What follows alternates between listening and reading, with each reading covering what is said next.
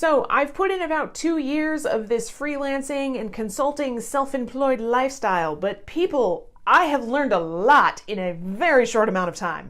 And so this is the first of a 2-part, maybe more than that, video series on getting paid in the freelance and consulting world, like with actual money.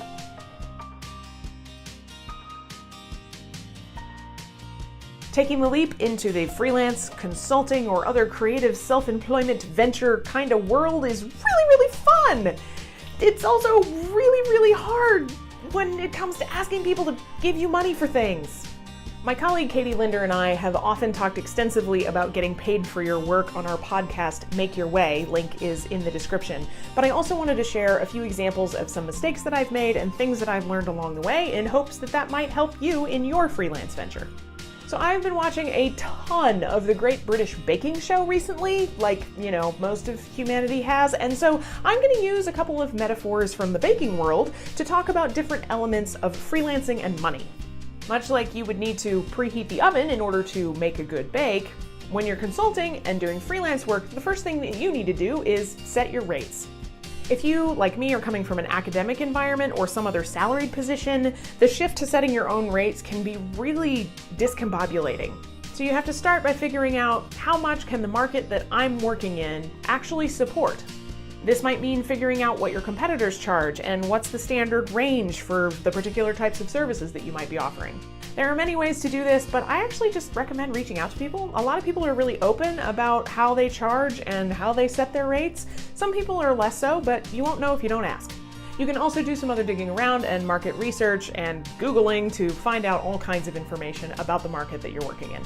So just like trying to get that custard to set in the 90-degree baking tent, getting the range of fees for your freelance work just right depends a lot on context. So what you might charge for freelance writing might be really different than what you would charge for freelance videography. If you're trying to sell something on your website, that's a whole different consideration. If you're doing consulting, that's a different monster because it's not just about the services you're offering, but also are you working for for-profit or for nonprofit sectors? And of course, the market varies by things like geography, so the fees that I might charge here in the Twin Cities might be viewed as abysmally low in a place like New York City. There are a lot of factors to consider here and a lot of contexts at play when it comes to setting your rates, which is why it's so complicated and people don't talk about it. Then, just as you need to get the right amount of yeast mixed into a bake in order to get the proper rise on your bread, you have to put the ingredient of experience into your rate setting as well.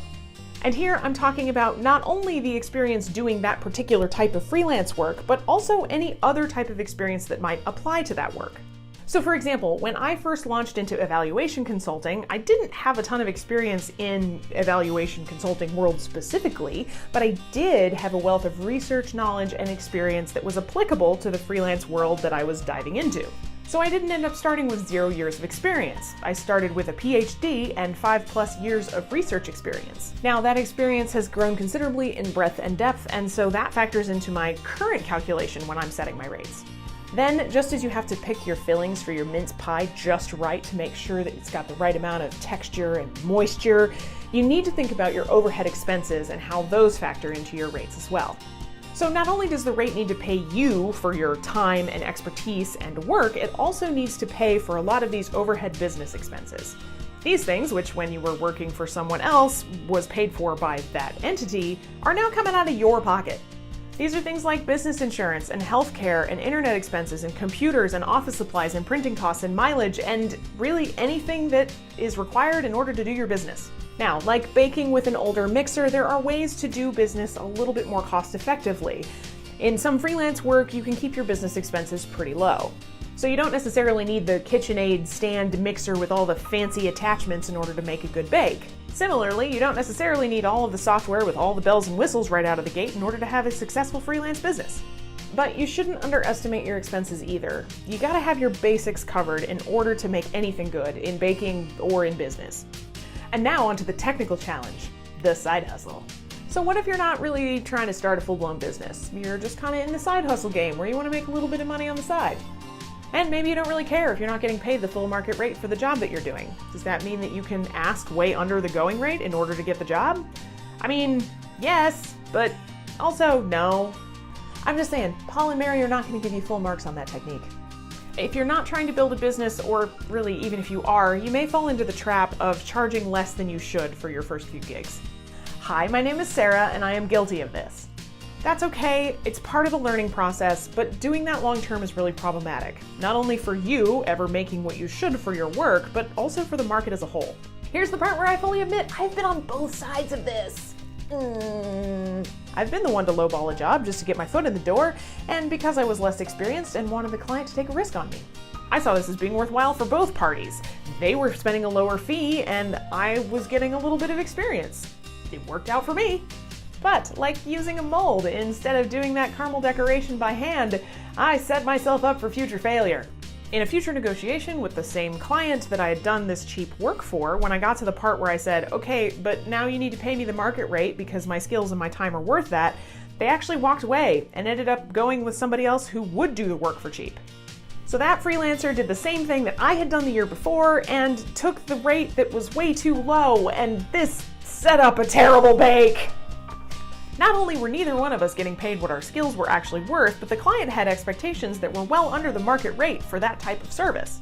And why wouldn't they? They'd gotten away with charging lower rates, and they didn't do it out of malice, but they did it because they didn't know better and they wanted a good deal, like most businesses would. So the problem is, when freelancers charge well under the going rate, it gives clients an unreasonably low expectation of what these services are actually worth. And subsequently, that makes it harder for any of us freelancers to charge what we should actually be charging for the high quality work that we produce. And now it's time to chuck your bread and your rates in the proving drawer and watch them rise. Bread puns.